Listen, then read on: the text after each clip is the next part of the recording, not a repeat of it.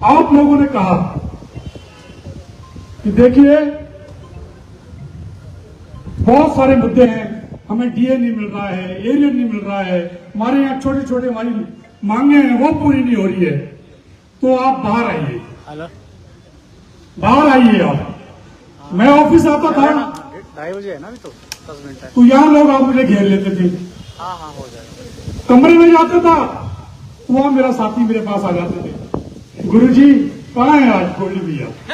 बोलते थे गुरुजी क्या कर रहे हो आप, करो ना कुछ प्रधान जी, करो ना कुछ, करो ना कुछ। मुझे मालूम था कि अगर हम बाहर आ गए तो अंदर आना भी बहुत मुश्किल हो सकता था, क्योंकि एक असमंजस था कि हम जो लड़ाई लड़ेंगे क्या हम उसमें विजय पाएंगे कि नहीं पाएंगे। लेकिन मैं आभारी हूं आप सबका, सर्वप्रथम अपने पूरे सचिवालय के अधिकारी और कर्मचारी साथियों का, कि आपने पूरा साथ निभाया और आपके साथ साथ प्रदेश के पूरे कर्मचारियों का तथा प्रदेश के पूरे पेंशनर्स का, जिन्होंने हमारे इस आंदोलन में हमारा भरपूर साथ दिया।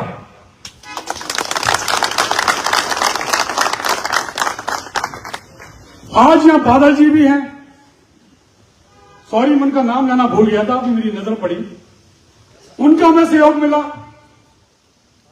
कम्युनिस्ट का हमें सहयोग मिला, पेंशनर्स का हमें सहयोग मिला, और तो और ये पहली बार हुआ होगा हिमाचल प्रदेश के इतिहास में जब एक आम जनमानस का भी कर्मचारी को सहयोग मिला। आज अगर ये 4% महंगाई भत्ता में मिला है ना, ये इसी का परिणाम है। आज अगर मेरे पेंशनर्स भाइयों को, जिनके 1.5-2 साल से मेडिकल बिल कार्यालय में पड़े थे, उनका भुगतान नहीं हो रहा था, अगर आज वो एक मुश्त देने की बात कही गई है, तो ये आपके संगठन और आपके जो आपने हमें साथ दिया है उसका परिणाम है। आज अगर चतुर्थ श्रेणी के कर्मचारी को 20,000 की किस्त दी गई है, ये भी आपके इस संगठन का, आपने जो हमारा साथ दिया है उसका परिणाम है। आज अगर दीपावली मनाने के लिए 28 तारीख को पेंशनरों को पेंशन और कर्मचारी को उनकी तनख्वाह दी जा रही है, तो ये भी आपकी एकजुटता का परिणाम है। मैंने आपसे कहा था कि अगर हम संगठित रहेंगे तो ही कुछ हो पाएगा। मैं आपको बधाई देना चाहता हूं कि आप संगठित रहे, और मैं इसके लिए जो हमें दिया, हमारी मांगों को माना, इसके लिए मैं पूरे सचिवालय परिवार की तरफ से माननीय मुख्यमंत्री महोदय का अनेक अनेक धन्यवाद करता हूं।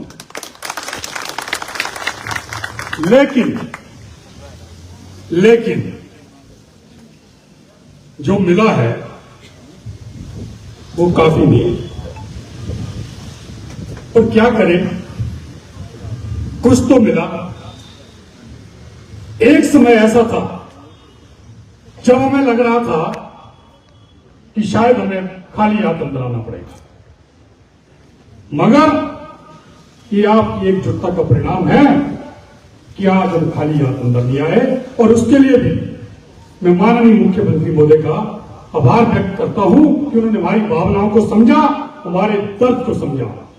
जब उन्हें एहसास हुआ कि जो लड़ाई हम लड़ रहे हैं, कि सचिवालय कर्मचारी अपने लिए नहीं लड़ रहा है, हम लोगों ने जब देखा कि हमारे पिता समान बुजुर्ग 84 साल के, 80 साल के, 37 डिग्री के टेम्परेचर में अपने हक के लिए सड़कों पर उतरे, जब हमें पता चला कि हमारी बूढ़ी मां, हमारी बहनें जो आज बेवा हुई हैं, वो इंतजार करती थी कि 8 पहली को हमारी पेंशन बढ़ के आएगी। वो हर महीने सोचती थी कि इस बार हमारी पेंशन में थोड़ी बढ़ोतरी होगी, लेकिन वो बोल नहीं पाती थी। हमने यहां से आवाज उठाई, पर ये आवाज सचिवालय की न रह के पूरे प्रदेश के कर्मचारियों की, पूरे प्रदेश के पेंशनरों की आवाज बनी, जिसमें मैं आम जनमानस का भी सहयोग मिला। कर्मचारी एकता, कर्मचारी एकता, आवाज दो, आवाज दो। हमें फोन आते थे, कोई कहता था कि देखिए जी, मेरे सरकार के पास 25 लाख पड़े हैं, मैं 2018 में रिटायर हुआ था और मैंने अपनी बेटी की शादी के लिए 30 लाख लोन लिया। ये सोच के लोन लिया कि मुझे तो 25 लाख सरकार से लेना है। जब वो पैसा नहीं मिला और मेरी 25,000 की किस्त जाती थी, हाथ में सिर्फ 25,000 रुपये मिलता था, तो सच पूछो साथियों, उनकी आंखों से आंसू आते थे। बड़ा तरस आता था हमें उन पे। जब कोई हमें फोन आता था कि मेरा हर महीने 30,000 रुपया दवाइयों का खर्चा है और मेरे 1.5 लाख 2 लाख के बिल सरकार के पास पेंडिंग पड़े हैं, 1.5-2 सालों से उन मेडिकल बिलों का भुगतान नहीं हो रहा है, तो बहुत दुख होता था। तो हमने भी ठाना कि ठीक है, हम लड़ेंगे, लड़ाई लड़ेंगे। साथियों, आज मुझे खुशी इस बात की है, भले ही मेरे ऊपर, हम 6 साथियों के ऊपर प्रिविलेज मोशन आया हो, मगर हमें खुशी इस बात की है कि हम आप लोगों को दिवाली मनाने के लिए टीए की किस्त दिलवा सके।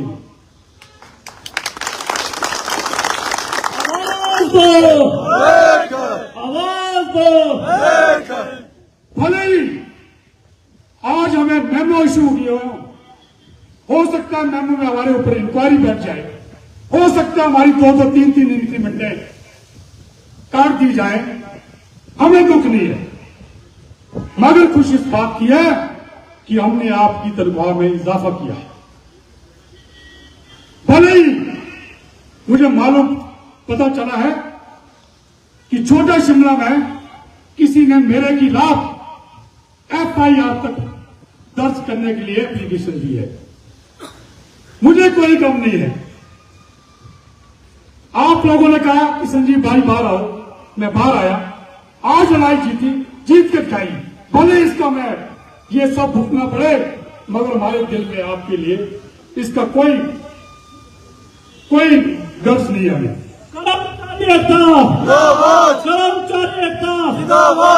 आप जानते हैं हम तो अच्छी जगह पे थे, हमारे अच्छे संबंध थे, माननीय मुख्यमंत्री से अच्छे संबंध थे, मंत्रियों से अच्छे संबंध थे, मुख्य सचिव से अच्छे संबंध थे। लेकिन जब मैंने देखा, जब आप लोग हमारे पास आए, तो मैंने देखा अगर मेरे आज माननीय मुख्यमंत्री से अच्छे संबंध है, मंत्रियों से अच्छे, किसकी वजह से? अध्यक्ष की वजह से। अध्यक्ष कैसे बना? आप लोगों ने बनाया। इसीलिए मैंने उन संबंधों को ना देख के आप लोगों के साथ चलना मंजूर किया, और मैं आगे भी चलता रहूंगा, आपकी लड़ाई लड़ता रहूंगा, मगर अब आपको देखना है कब हमें बाहर जाना है, अब आगे का हमें क्या करना है। अब ये गेंद आपके हाथ में है। हमने जो करना था कर दिया। देश की आर्थिक स्थिति इतनी खराब होते हुए भी हमने आपके लिए 600 करोड़ रुपए का राशि हमने सरकार से मंजूर कराई।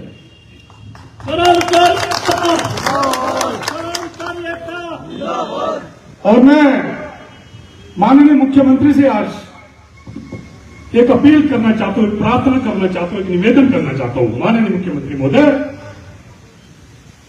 ये ही या ये जो आपने दिया, यही जो है ना प्रदेश के कर्मचारी और पेंशनरों की मांग नहीं है। मुझे जो कॉन्ट्रैक्ट पे भाई लोग हैं उनके फोन आते हैं। ये जो कॉन्ट्रैक्ट पहले 8 साल का हुआ करता था, उसके बाद ये 7 साल का हुआ, फिर 5 साल का हुआ, फिर 3 साल का हुआ और उसके बाद 2 साल का हुआ। मैं बता देना चाहता हूं प्रदेश के कर्मचारियों को भी और उन कॉन्ट्रैक्ट के भाइयों को भी कि इसमें भी प्रदेश के सचिवालय कर्मचारी संगठन का बहुत बड़ा योगदान है। मुझे याद है जब ये 3 साल से 2 साल के हुआ था ये पीरियड, तब हम तत्कालीन मुख्यमंत्री, पूर्व मुख्यमंत्री श्री जयराम जी से मिले थे और उन्होंने आश्वस्त किया था कि मैं इसको 2 साल करूंगा। लेकिन ये 2 साल तो हो गया। अब कुछ महीने पहले एक नोटिफिकेशन निकाल दी गई है कि ये लोग साल में सिर्फ एक बार ही रेगुलर होंगे। उससे क्या हुआ, कुछ लोग तो 2 साल में रेगुलर हो जाएंगे, लेकिन कुछ लोग 2.5 साल में 2 साल 11 महीने में जो है रेगुलर हो रहे हैं। तो हमारा यहां से इस मंच से सरकार से निवेदन है, या तो उनको साल में 2 बार रेगुलर किया जाए या फिर वन टाइम रिलैक्सेशन देके उन सभी भाइयों को भी दीपावली का तोहफा दिया जाए। कर्मचारी एकता। इसी तरह आउटसोर्स के कर्मचारी हैं, उनके फोन आते थे। कुछ कर्मचारी कंपैशनेट टोन पे लगने थे, 5-6 लाख एम्प्लॉय वो भी हैं। तो हमने उनकी मांगों को भी सुना और हमें उम्मीद है कि बहुत जल्द हमारी मीटिंग जो है मुख्य सचिव के महोदय के साथ होने वाली है। जितने भी ये छोटे मोटे इश्यूज हैं, जो भी और डिमांड्स हैं, ये मुझे पूरी उम्मीद है कि उस मीटिंग में रिजॉल्व कर दी जाएगी। जहां तक आपके एरियर की बात है, डीए एरियर हमारा 1/7/2022 से 21 महीने का डीए एरियर हमारा सरकार के पास है। 2016 से 2022 के बीच जो कर्मचारी रिटायर हुए हैं उनका लाखों रुपए अभी सरकार के पास है।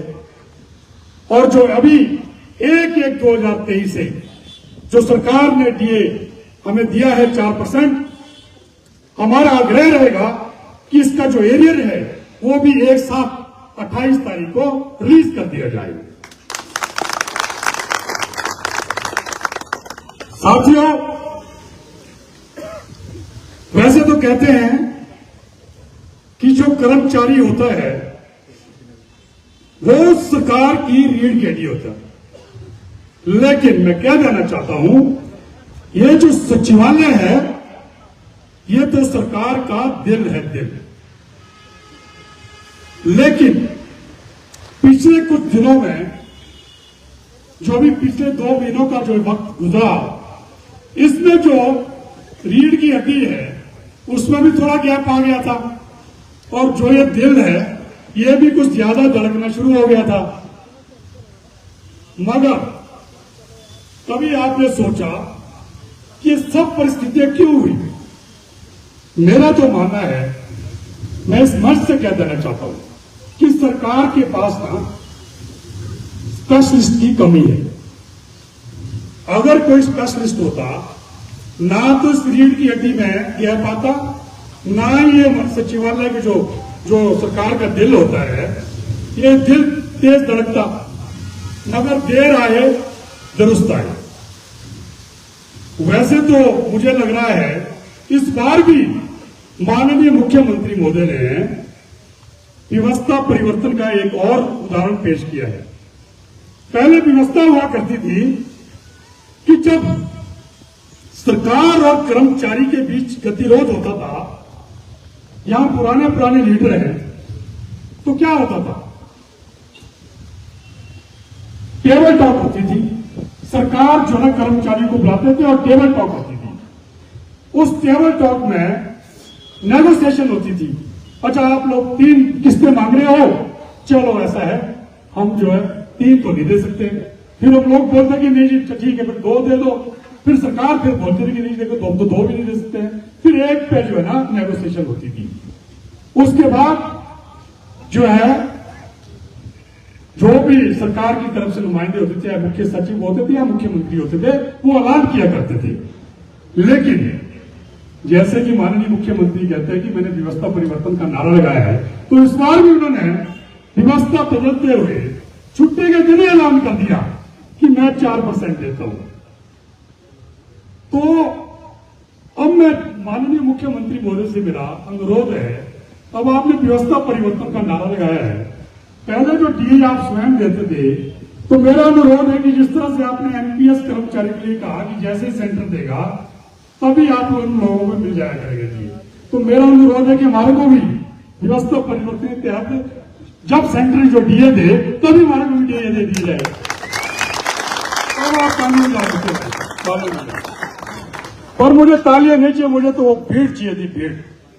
इसीलिए आज जोश नहीं है ना, और मैं तो चाहता हूं कि अच्छा हुआ उतनी ज्यादा भीड़ नहीं है, उतनी ज्यादा आपके चेहरे पे वो जोश या वो रोब नहीं है, तो मैं भी शायद आप थोड़ा शांत हूं, रहना भी पड़ेगा।